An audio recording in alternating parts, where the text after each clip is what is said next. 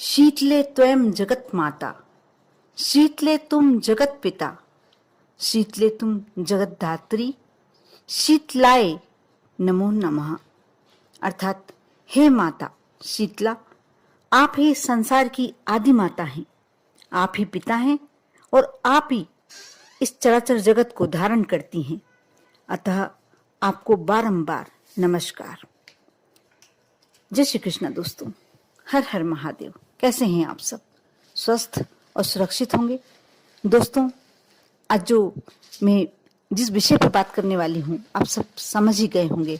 मैंने जिनके मंत्र से शुरुआत करी है, क्योंकि शीतला अष्टमी, शीतला सप्तमी जिस दिन भी आप पूजन करते हैं, आप किस तरीके से करें, किस तरीके से क्या बनाएं आप भोजन में, उनके नैवेद्य में, और कैसे बनाएं, बहुत ही सभी जानते हैं। एक तरह से सभी अपने अपने घरों में करते हैं, लेकिन हो सकता है कि हमसे कुछ अनजाने में भूल हो जाए।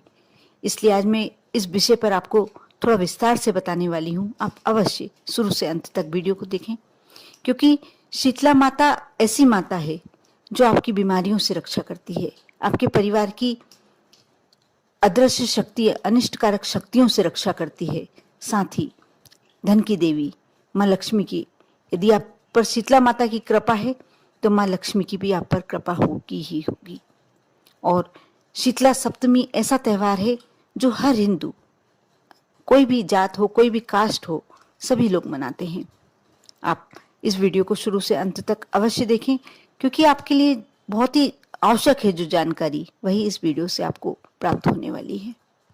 आप सभी जानते ही होंगे, पूजन करते हैं तो पहले ही एक दिन पहले ठंडा खाना, ठंडा नैवेद्य बना के रखना होता है। उसी से माता शीतला की पूजन होती है। शीतला सप्तमी और अष्टमी के एक दिन पहले आप जो भी पूजते हैं, कई जगहों पर सप्तमी की पूजन की जाती है, कई जगहों पर अष्टमी की पूजन की जाती है। आपको इससे पहले एक दिन पहले आपको मीठा भात, जिसे कई जगहों पर ओलिया भी कहा जाता है, खाजा, चूरमा, मगध, नमक पारे, शक्कर पारे, बेसन चक्की, पुए, पुड़ी, पकौड़ी, राबड़ी, बाजरे की रोटी, सब्जी, जो भी आप चढ़ाते हैं, ऐसा नहीं कि ये बताया गया है तो आपको यही चढ़ाना है। आपके घर में जो शुरू से बहुत जैसा भी बनता आया है, आप वो बनाएं और नैवेद्य के रूप में माँ शीतला को वही चढ़ाएं। कुल्हड़ में मोठ, कुल्हड़ एक मिट्टी का बर्तन होता है और ऐसा कहा जाता है कि जब माँ को भोग लगाया जाता है तो कुल्हड़ में ही आप अर्पित करें। कुल्हड़ में मोठ और बाजरा भिगोया जाता है। इनसे कुछ भी पूजन से पहले जो नैवेद्य की सामग्री होती है, कभी भी उसे झूठा नहीं किया जाता। पूजन के पहले कुछ भी सामग्री हमें नहीं खाना चाहिए।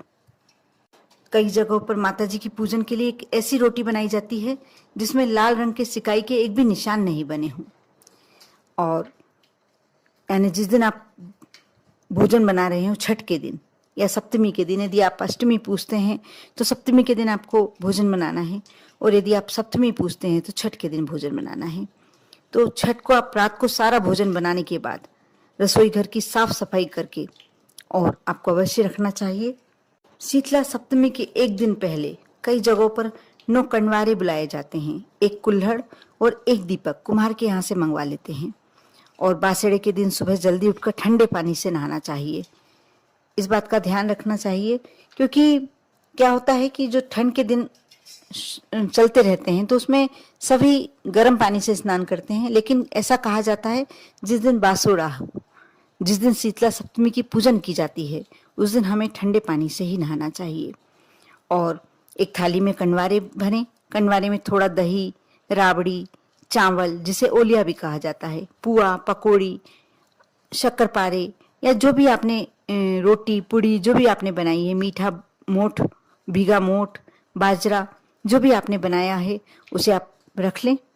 और पूजन की सामग्री जैसे रोली, मोली, पुष्प, वस्त्र, जो भी आपको अर्पित करना है माँ की पूजन में, आप रखें। और इसके बाद ये बात का ध्यान रखना चाहिए कि पूजन के पहले कोई भी गर्म चीज, वैसे तो बाद में तक नहीं खाई जाती है, लेकिन कई लोग चाय बिना नहीं रह सकते हैं।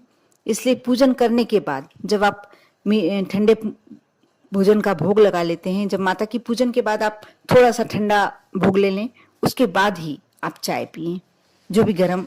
और कुछ खाने की सामग्रियों में तो गरम बनता ही नहीं है, अधिकांश घरों में तो बनाना भी नहीं चाहिए। जल का साथ में कलश भरकर रख लें और पानी से बिना नमक के आटा गूंदकर इस आटे से एक छोटा सा दीपक बना लें। इस दीपक में रुई की बाती घी में डुबोकर लगा लें। यह दीपक आपको बिना जलाए ही माता जी को चढ़ाया जाना चाहिए। पूजन के लिए साफ सुथरे और सुंदर वस्त्र पहने। पूजा की थाली पर, कनवारों पर उस घर के सभी सदस्यों को रोली और हल्दी से टीका करें। खुद भी टीका लगा लें। हाथ जोड़कर माता से प्रार्थना करें, हे माता, मान लेना और शीली ठंडी रहना, शीतल आशीष प्रदान करना, घर में प्रेम, सुख, शांति और शीतलता बनी रहे। आरोग्य की देवी, 7 पीढ़ियों तक प्रसन्न रहना। इसके बाद मंदिर में जाकर पूजन करें। यदि शीतला माता घर पर हो तो घर पर भी पूजन कर सकते हैं। वैसे यह पूजन मंदिर में ही किया जाता है। सबसे पहले माता जी को जल से स्नान कराएं। रोली और हल्दी से टीका करें। काजल, मेहंदी, लच्छा, वस्त्र जो भी आप ले गए हों अर्पित करें। 3 कनवारे का सामान अर्पित करें, बड़ी माता, बोदरी और अचपड़े खसरा के लिए। बड़कुले की माला यदि आप ले गए हैं तो वह समर्पित करें।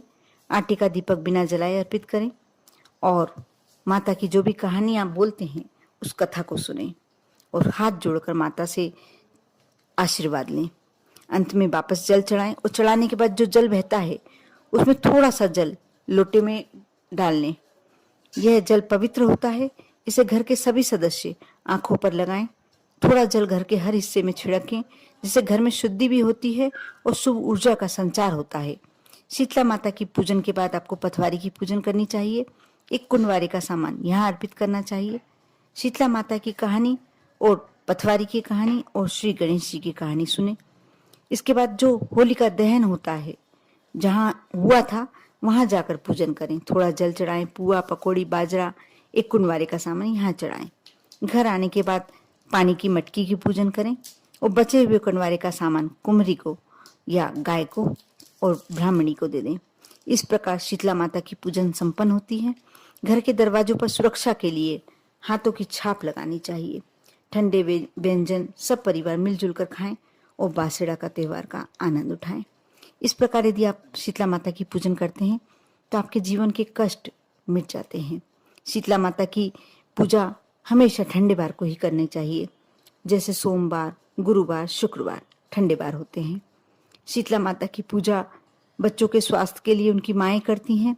कहते हैं कि 9 दिनों में अवश्य जल चढ़ाना चाहिए। सप्तमी और अष्टमी तिथि पर सिर नहीं धोते हैं, सिलाई नहीं करते हैं, सुई नहीं परोते हैं, चक्की और चरखा नहीं चलाते हैं। इस दिन गणगौर की पूजन जो करते हैं उसके लिए ज्वारे भी बोए जाते हैं। इस बात का आप अवश्य ध्यान रखें। इस तरीके से यदि आप शीतला सप्तमी की पूजन करेंगे तो माँ शीतला की कृपा आप पर हमेशा बनी रहेगी। आप पर और आपके पूरे परिवार पर माँ शीतला की कृपा बनी रहे। ओम नमः शिवाय।